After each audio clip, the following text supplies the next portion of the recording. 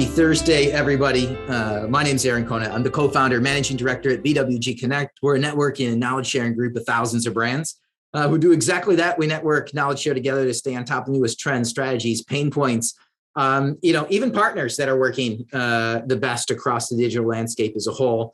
I'm going to host close to 240 of these events this year. We'll do close to 20 in-person small format dinners. Next year, we're going to do close to 100. So if you're in a tier one city, shoot us a note. We're there. We're, probably a good chance you're in a tier one city. We'll be there next year. Would love to have you on the list. I get the privilege of speaking to 30 different brands every week to stay on top of trends. Those change week to week. Would love to speak with anybody on the line today. If you have any questions in this space, you have pain points, that's where we get topics for our calls. Also, if you need any help at this time of year with partner selection across the board, I spend a lot of my time doing that. I'm asking everybody, hey, not only what are your biggest pain points, what are you trying to solve for, but also who's helping you solve those. And with that, we get a short list of the top recommended service providers through, from the, thousands of brands in the network. That's how we get the topics for these calls. And it's actually also how we get the resident experts that we invite on here for events like this, which is Ask Me Anything. And so that's Nicole over at Retail Bloom, been great friends, partners, supporters of the network for a long time now. A quick couple housekeeping items. We want this to be as educational and informational as possible. So at any point in time, you have a question, drop it into the chat, drop it into the Q&A section, or email it to me, Aaron, AARON at bwgconnect.com. And for the email, that can be an hour after the call tomorrow, next week. We got enough brands in the network. We can get you an answer usually in under a day. The other thing is we started this at 3 to 4 minutes after the hour. And just so you know, we're going to wrap this up with 3 to 4 minutes to go in the hour as well. We're to give you plenty of time to get into your next meeting without being late. And so with that, I want to kind of kick this off. Any tips for getting price increases with Amazon 1P? Yep. So my first thing is that if you have a vendor manager or a category manager, I would say, looking back to one of our partners that does some data and polling, they've been about 90% successful getting price increases accepted this year. So if you have a vendor manager, it is possible to do that. They're either in the works or already accepted. If you don't have a vendor manager and your vendor account is kind of running on autopilot, it's a lot tougher, and it's based on that net profit margin within your Vendor Central Amazon Analytics. So again, another reason of why retail is so important. If your retail price is lower than what it should be, Amazon's going to be less likely to accept those price increases because they know they can't make it up on the retail side. So if you have a vendor manager, let's talk. There's different ways to get them to accept price increases. If you don't, I will tell you it's challenging, and you've got to upload a lot of different feed files. Well, just quick tangent on that. I know we got a bunch to get through. Well, we got 46 minutes left, 36 minutes left here. Yeah. So I'm gonna extrapolate something. So if it's a net, profit margin there, and then if you resolve some of the unauthorized resellers and the price can go up, now it's going to be a holistic program, then Amazon can sell for more. Then does that get easier then to get it through? It's a holistic ecosystem. So if you're not getting it through, it's the classic, if you fix, the supply chain, the leakage over here and brand protection, maybe it helps. Is that accurate? Yes.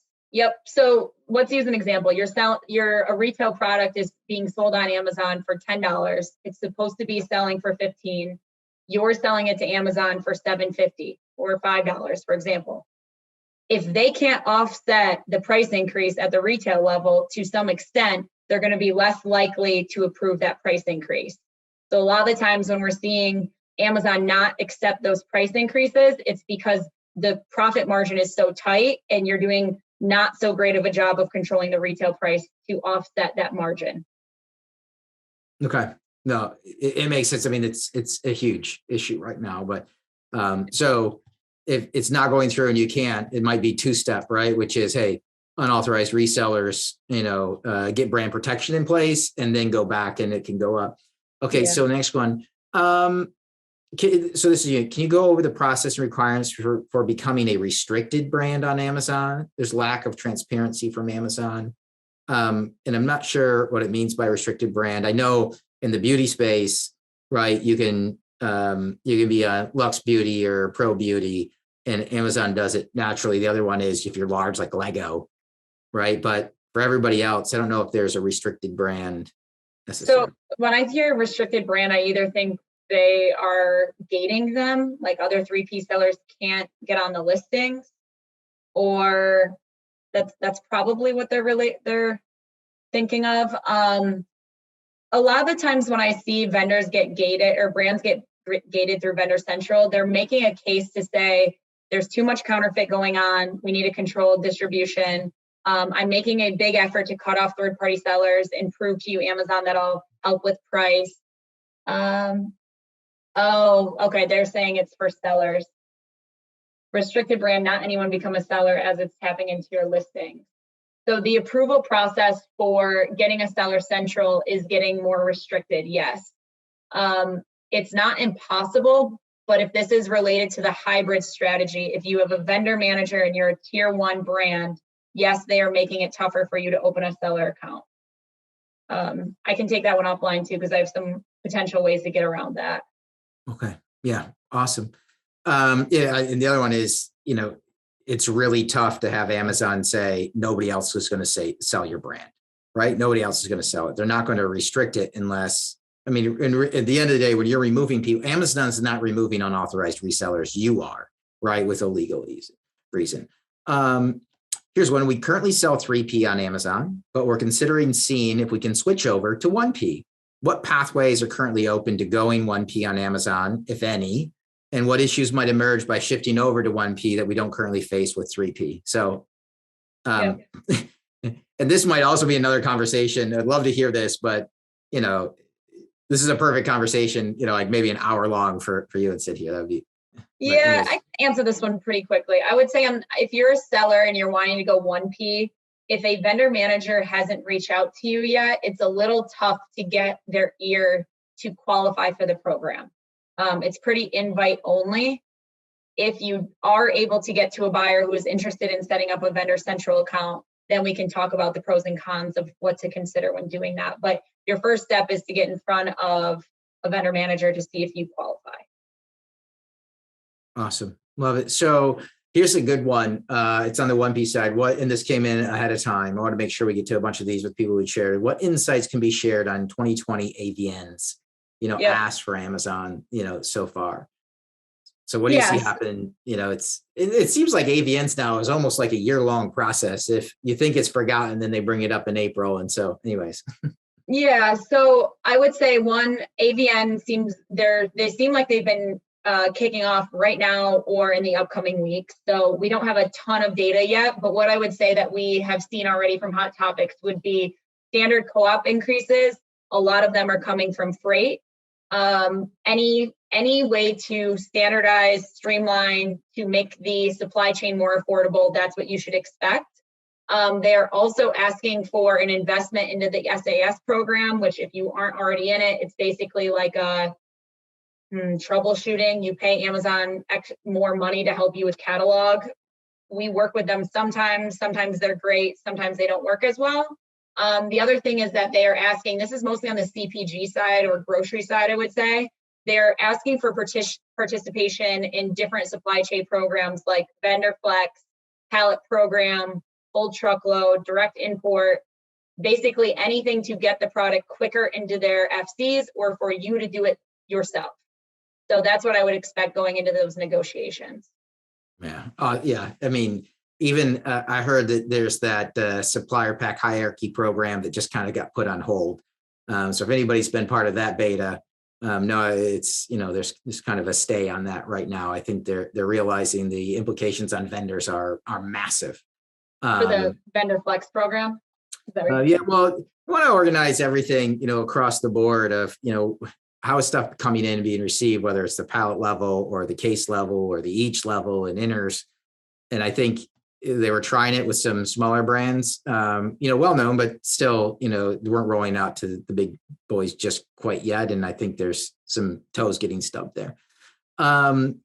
Here's one. Is it better to set up an item on Vendor Central with the lowest price possible so Amazon can have the lowest retail while making their margin, or give them a more competitive price and run a coupon promo, which would drive more sales? So I'll tell you the approach that has worked for us. Typically, when we create new products in Vendor Central, we keep the purchase price high, knowing that Amazon is going to negotiate the co-op over the next couple of years. That's the approach that we've always done. So, for example, if your standard purchase price is $15, we would increase that purchase price, knowing that you'll have co-op and knowing that you'll have enough margin to run the coupons or deals of the day. As it relates to sales, we've seen a lot of success from the promotions of coupons or coupons or any type of promotion versus just dropping the retail price. So I would lead with, from my perspective, if anyone has seen anything differently, I would love to hear it, but I would lead with creating new products with a higher purchase price, knowing that you'll do discounts on the back end. Awesome. And thanks everybody for sending over the questions. We'll keep getting to them here as we go. What are the most critical talked about potential new functions, rules, services that may emerge in 2022 as I plan my business for the future? Yeah, so the big things that we already touched on, brand protection. If you're not doing it now, start thinking about it, please. It's not affecting you if you don't have suppressed buy box, if you don't have unauthorized sellers. Eventually, unless you've already been protected or you've already set the policies, it's going to happen. So you're kicking the can down the road. And the time is now to start talking about the brand protection piece. The second thing that we're seeing again on any sketchy activity, any gray or black hat activities that you might be doing, even on the FBA side, if you are putting cards in the packages that direct traffic to your website or to another social media spot or something like that, please stop doing that. They're cracking down on that. Other big things for 2022, again, supply chain, anything to help get the product quicker, faster to the customer once they purchase. And then another big push on marketplace expansion or Amazon international expansion. So we're having a lot of discussions right now around, hey, I'm 1P in Amazon.com, but I want to be 3P in Europe. What does that look like? So before I would go into expansion, I would start to think about what is the opportunity and what are the resources you need to get to that country or to that market? And what is the expected return? Because one of the things we find is you invest a ton of resources, for example, into Amazon Europe, to know at the end of the day, you're only going to see a 10% lift. And it would have been best if you would have used your resources somewhere else. So when you're thinking about expansion, do the ROI analysis first. Think about what the estimates are going to be on the upside and then go. That's what I would say tips for 2022. Yes. So really quick, are you taking a lot of brands like international? Was that, we had a couple of questions come in ahead of time around international expansion. You touched on it a little bit there. Is that a major trend that you're seeing as well? Yeah. Yep. Yes, because as vendors get more, or sellers, brands get more sophisticated in Amazon.com, they say, okay, how do we replicate those same efforts in Europe, in Canada, Mexico, Australia, whatever it might be. So yeah, that's definitely on our roadmap for 2022 to support the brands we work with there. Do you have any updates on the hybrid strategy? I know you touched on that just a little bit at the beginning. Any thoughts there? I know if you're really large, it's unique. Sometimes they're like, yes. And then other times they're like, no way. And I know there's people that had hybrid strategies that's been, had their third party marketplace shut off, right? There and just said, hey, you're too big, you're all 1P. Would love to hear your thoughts. Is there anything changing there? Or is it still kind of up to Amazon to randomly decide? So same since our last conversation, Aaron, what you just said is still all relevant. I will say that we are learning more about who Amazon is targeting and who they're not. So for example, if you have a Vendor Central account and it's on autopilot, or you don't have a vendor manager that you're talking to, I would say you are less likely of getting stopped at opening up your own seller account. That's one thing. If you talk to your vendor manager weekly, bi-weekly, whatever it might be, those are the key accounts that Amazon is being a little bit more particular on this hybrid strategy. So that's the first thing I would say. The second thing, a lot of it comes down to retail price. So what Amazon is finding is that sometimes brands are, maybe cutting off 1P because they aren't following a MAP policy, right? So they go through a third-party seller, and then what happens is that retail price goes up, and then Amazon isn't as competitive as other sites. So there's this balance between how big you are, who they consider a tier 1 vendor or key account, right? And then also making sure that at the end of the day, Amazon has the best customer experience. So hopefully that helps. But I would say just overall, if you don't have contacts with Amazon, but you have a Vendor Central account, you're probably in the clear and probably can switch or do a hybrid approach without a ton of kickback. Awesome. Love it. So next question. As a Vendor Central seller for the past 15 years, how do I add products or change pricing so they're not allowing us to do either? Yep. So that goes back to the price increases, right? If they aren't being accepted, understand why you think that they would be saying no. If you don't have control of retail, that's probably your first step. Second, if you don't have access to a vendor manager again, and there's no communication to help you out to get them increased, you either do it at vendor negotiation times, which are coming up now, or we've also created UPCs or duplicate products. Like that's kind of a worst case scenario. Let's say that you have your core business has never been accepted from a price increase perspective, but you know that you need that product on Amazon. We've kind of done a workaround by creating new UPCs for the same product, tagging them to that parent ASIN, and then Amazon is accepting that price increase. They are not allowing us to add new products. Yeah. Seems like you might have some restrictions on the Vendor Central side in general. That's new. More than happy to connect that one offline as well. You had mentioned, parent ASINs as a whole, and that's one of the questions that came in ahead of time, right? Is it possible to change a parent ASIN? Had recently an issue of third-party seller on a listing with a different style. When I pulled up the catalog, both styles have the same parent. Yeah.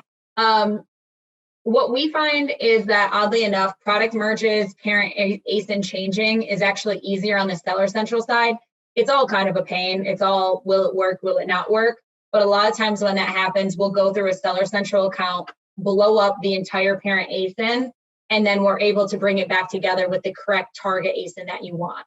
So long story short, yes, you are able to change parent ASINs. However, in the short term, you have to end up losing sales, probably losing ranking to kick off what you don't want, and then bring it back together and then do ad spend behind it. So that's more of a technical question. It doesn't work all the time, but we've been pretty successful with that approach of blowing it apart and then bringing it back together. Awesome. Love it. Love it. Still, this is fun, right? Rapid fire. People are still sending in questions. How do you improve the pictures taken by 1P for apparel category? So it must be Amazon grabbing the content and creating its own, which is always fun, right? Yeah. Nothing like them not ignoring brand guidelines and doing whatever they want. So don't have them take pictures. One, a lot of the time, yeah, they're not good at it, right? And sometimes you get the Zappos. This is more apparel and footwear, especially. So going back in time, right? Amazon Zappos said, hey, we'll take the pictures for you. We'll put it up on Amazon. Well, like you said, Aaron, they don't follow guidelines. The pictures aren't great. Wrinkles, bad angles, whatever it might be. So first thing is that have them stop doing that if you can, because they will stop if you have the contact right and they can turn that off for you. But let's say that you don't have the contact and you can't have them take it off, then it is up to you to go through your vendor account and push a feed file with your own imagery. So that is what has to be done there. Awesome. So a couple others that have come here. Any tips for negotiating the co-op piece on 1P? Is it even negotiable? I think everybody's seeing this kind of creep up. I know, they try to mix in, okay, well, there's damage and there's transportation and then there's co-op and there's a weird blending of it. I always wanted to just carve it out and give them this is our transportation number. This is our traditional damage number from all of our other retailers. Now let's talk apples to apples on co-op. Yeah. Is that co-op negotiable right now? Yeah. Yes, for sure. Again, it goes back to volume. Let's say that you're having just in general a hard time getting that decrease. Well, first, what I would say is if they come back to you and say, hey, I want to increase all the co-op by 3%, it is negotiable depending on the size and the way that you're presenting the counter, I guess, just like any kind of B2B relationship. The more that you can prove your investment in Amazon or what you are doing to make the platform better for the customers, what you're doing from making the catalog better. For example, maybe you're increasing more in ad spend. Those are the levers to pull to say, hey, I don't want a 3% increase, I want a 1%, but I'm also going to be investing in X, Y, and Z. So that's kind of the approach that I would take. Think about other tools, other products that they have that you're investing in, and then also think back again to what is the best approach for the customer? What is the best customer experience? And if you can put those two together to make a case to say, this is why I don't want to accept the new co-op, that's where I would start in negotiations. That's been helpful. Is there any way to discontinue products in Amazon and replace them with new products? Yep. So at the parent level, so you can't change out UPCs for the most part. You can, but it's really, really tough. What I would say is, as a product gets marked obsolete, create that new UPC, and it's kind of your version 2.0, different color, different whatever it might be, and take that child and put it on the parent for the existing parent ASIN. So as the old one sells out, the new one is coming on as a new child, and then it's still getting that history or ranking from all the old history of the old products. Awesome. Let's see here. Can you remove a parent listing without interfering with product reviews on child ASINs? Ooh, that's a good one. Depends on the category. So some categories, the reviews are being tied to the parent ASIN. So if that is the case, then no. The reviews, if you change the parent ASIN, the reviews will go away. In most categories, though, the reviews are tied to the child. So when you blow something apart and you bring it back all together, the reviews will be there. Yeah, I know it's interesting that you bring that up because, everybody, I should say everybody, a lot of people think that, the back end of Amazon was slowly built around a shell, and it was really built out in a ton of different silos as they gave a bunch of different teams autonomy to build their different categories. And then it literally is category dependent. So people could see things, hey, I can see this in beauty, but I can't do it in hard goods, home goods, whatever it might be. And it's, Amazon had that, the 3D spin images that they were doing, the spin images they put on, they launched that in like tools first. And the reason they launched it in tools first is that was the only back end that could accept the file type that was coming in. So yeah, it's not always your vendor manager who just doesn't want to do it. It's literally when they're telling you we can't operate that way, it won't work. It's a legit excuse.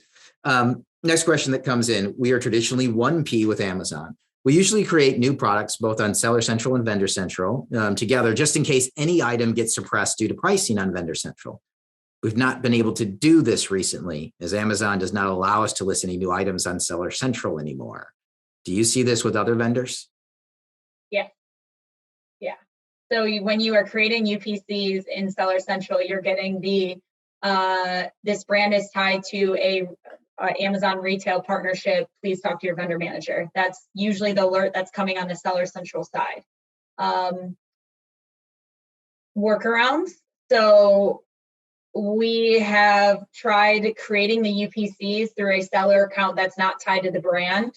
So maybe an authorized third-party seller or one of the accounts that we have, for example, that has been helpful. If that doesn't work, we ultimately have to create the UPCs in Vendor Central and mark them obsolete, but knowing that that has disadvantages as well, because sometimes vendors don't even want to create the UPC in that vendor account, right? Because they don't want Amazon to start placing orders. And then in that case, you have two options: either create it through another seller account that's not tied to you, or create it in Vendor Central, knowing that you might get orders for it that you have to deny. Yeah. And it's interesting as well. I know a lot of brands who try to kind of what you're saying, even if they create underneath a parent company, an internet company, right, that's its own LLC off to the side, and they build it, Amazon sniffs it out, right? Every single time they connect the dots. If you are getting stuck with the Amazon vendor or Amazon retail code on the hybrid accounts, I think I said this on a previous account. The best thing to do, I would say, is talk to your vendor manager, because they're clearly making you a key account for them, and they know that you have a hybrid strategy. So if you explain to them, hey, this is what's happening, this is why we're doing it. A lot of the times there's certain reasons why you have that seller account, right? Just like you described. And the vendor manager usually is like, okay, I hate it, but I get it, right? So at the end of the day, again, it goes back to product selection, it goes back to price, customer experience. So I would say the days are over of hiding behind that hybrid strategy. Awesome. Is there any downside with creating a new parent?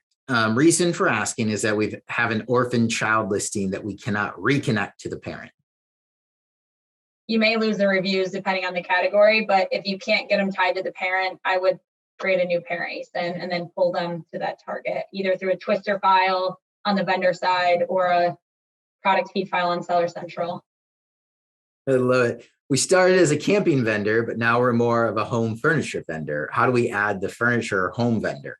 We do not have a buyer at Amazon. Yeah, the vendor code. So you're looking for a new vendor code for that category. Have you, probably a silly question, but have you asked the buyer for the category you're in to connect you with the buyer for that other category? I'm guessing that's probably yes, but that's probably the only way to really do it. You could try to upload those new items through your current vendor code. I don't know if that takes all the time. We do not have contact anymore. Yeah, so you're not going to probably, if you don't have contact with a buyer today, the chances of you getting one, unless you see a big boost in sales, are probably rare. So your options are then to create those ASINs through the vendor code that you have today, or to create a Seller Central and load them up there. Which you probably will be able to do without a ton of pushback on the hybrid since you don't have a buyer anyways. Awesome. This is so much fun. Mainly because I just get to ask the questions, but I'm learning a ton. You're awesome, Nicole. We have a product with a product name trademark on brand registry. They will only take trademark for brands and not products. Is there a way to register product name trademarks? No, if you don't have a trademark for the brand or the product, you can't get it. Sorry, let me reverse that. The only way to get in the brand registry program is to have a trademark for the brand. This happens a lot to us where there's a certain line that is like trademark name plus blah, blah, blah, that the vendor wants that brand name as a brand name up on Amazon. You can't do that if you don't have brand registry. Brand registry is only possible for brand names that are that are approved with the trademark. Love it. Is there a way to discontinue products in 3P with new products if you have old sellers selling the old products? That's it. So you have an older version of a product that other people are selling, and can you discontinue that? No. So the only way to get old product off Amazon is either 1P or 3P is to have whoever has it sell through it, or on the 3P side, enforce policies to say, hey, you're no longer able to sell this product on Amazon. You have to take it down. Yeah. So that's a brand protection, another brand protection one. I've seen it. It's a couple of cases, if you know it's a limited amount, where the companies just buy the rest of it back. Yep. RTVs, hey, we don't want it. Or, usually that triggers an RTV a lot of the times. Yeah. We recently moved from a Seller Central account to a Vendor Central account. We set up a brand registry through Seller Central. Any experience transferring that brand registry over to the Vendor Central account? Yes. So within brand registry, the same way that you got the brand registry of the seller account is the same way you'll get it to the vendor account. A lot of the times it says it's accepted, but then it doesn't always work. If you just got the ability to open a vendor account, though, this is a great one to either leverage the buyer to help you or the SAS group. If you don't have either of those tools as options, it's a lot of ticket opening because brand registry will say it's linked correctly a lot of the times, but then you'll go into Vendor Central and it's not. So it's just a lot of support tickets to say, hey, we are the brand, this is our brand registry, this is our vendor account, connect the two. Best practices, make sure that all of the email addresses are the same and make sure you limit the number of email addresses that you are extending in brand registry. So whatever the primary email address is on Vendor Central is the email address that you need to use when you open that ticket within brand registry to extend it to the email address. That was very wordy. So if that didn't make sense, shoot Aaron email. I'll put it in the email for you. Have you ever been able to get the new version available? So the new version available twister added on an old 1P offer that links to the newer version that is only offered through 3P? No, we don't even see that newer version widget a lot. If that is still out there, I would love to see it. I thought that it went away because sellers and vendors were taking advantage of it and we're trying to upsell, cross-sell. So I do not know if that is still happening. I'd have to dig into that a little bit. Awesome. Are there, man, so we've been, everybody keep dropping into the Q&A or into the chat. Hopefully we've hit pretty much all of these. I think I missed one actually. What would you consider a good ROAS? I had to go back for that one. I think I skipped over it earlier. Hey, put you on the spot. Depends on the category, depends on your cost per click, depends on your ad goals, right? It depends on whether you're doing branded, non-branded, competitor. So there's a slide that I have actually in the checklist that I will send out tomorrow. And it really depends on who you want to target with what keywords. So high level, competitor ROAS is going to be your lowest. Generic keywords is going to be somewhere in the middle, and branded is going to be your best ROAS, which makes sense. People that know your brand are going to search for it, they're going to convert. People that are looking for your product, but not a particular brand, will have a better, it's somewhere in between. But if you're doing conquest or competitor campaigns, that ROAS is going to be lower. So that one's a hard one. What do you see happening with DSP? Amazon seems to be having a huge push with DSP right now. I just know from some of my friends and contacts there that they're building out like a DSP ambassador program. They're staffing up like they did for Amazon Web Services. Like that means they're putting a lot of oomph, and they expect a lot out of it. Like, are you seeing DSP perform? Should people be budgeting for it? How do you guys view it? Yeah. So one thing I will say is that we're investing a lot of our resources into, again, brand protection, 1, and then DSP 2. So our advertising team and capabilities, this is a little bit of transparency. So we've always focused on the PPC side, mostly because the brands we work with have a limited budget anyway, so that there wasn't the ability to go upper funnel. But as brands invest more in advertising, we know DSP is a very good option.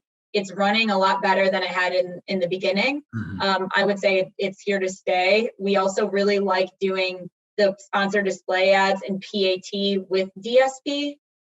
So overall, I don't see that going away. I think it's will even be better, especially when you partner it with the Amazon attribution model, because DSP, again, is higher level, and sometimes you don't see that return right on Amazon, but you may see it other places, which is good. What else on that?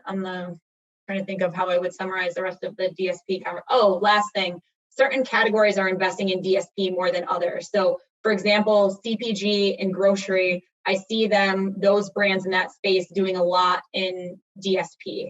Other ones like apparel or footwear or a lot of the stock brands we work with, I don't see them investing in DSP yet.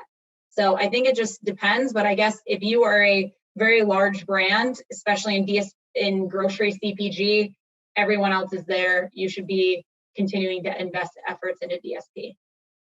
And so I think the last one that we're going to wrap it up here. What is the best way to escalate for a fix when your product's parent-child variation is broken? So I think these are all coming from the same person. I would love to connect with you on the catalog. So if you are working with like an SAS or even a Seller Central SAS team, there's an escalation path where you submit a ticket. If it doesn't get responded, you follow up, you keep your notes, and then eventually you'll get to the Amazon captive team, the Amazon catalog captive team, and they'll be able to help you.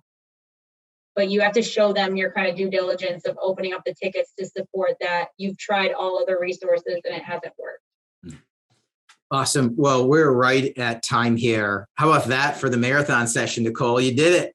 You did it. So that was, okay, everyone on the call, I will send out the deck. That was way faster than I thought it was. We probably could have gone for another hour, but that holiday checklist, I highly, highly recommend getting it tomorrow, printing it out, talking to your teams, especially if you have a seller account. There's specific things that people should be logging in every day and checking. So just make sure that you're, again, walking the store, as we call it, and doing your due diligence to make sure your products are live, inventory is tracking, and then just hold on for next week, right? I think that's all what we're doing. I summarize it. That's awesome. And just, everybody on the line today, you need any kind of help whatsoever in the Amazon space. Nicole, the team at Retail Boom, great friends, partners, supporters of the network, 100% worth setting some time on the calendar. I know they're crushing it in the brand protection space. If you need help with that, obviously 1P, 3P, whatever it is, it's worth reaching out. They're highly recommended from a ton of brands in the network. So worth the time spent there as well. And with that, we're going to wrap it up. Look for a follow-up email for me. I would love to have a conversation with you as well. More than happy to kind of knowledge share across what I'm seeing with the 30 brands I'm talking with every week, but also if anybody needs help with partner selection across the board at this time of year, and that includes direct to consumer and drop shipping, and content is huge. Email marketing, SMS, platform selection, international expansion, whatever it might be, don't hesitate to reach out. Always love having a great conversation, and more than happy to make some recommendations from the brand and the network. Obviously in the Amazon space, hit Nicole and the team at Retail Bloom. And with that, we're going to wrap it up. Hope everybody has a fantastic Thursday here, a great rest of the week. Everybody take care, stay safe. And if we don't connect again before Thanksgiving, everybody have a happy Thanksgiving. Thanks so much, Nicole. You crushed it today. Thanks, Aaron. Thanks, everyone. We'll see ya. Alrighty. Bye-bye.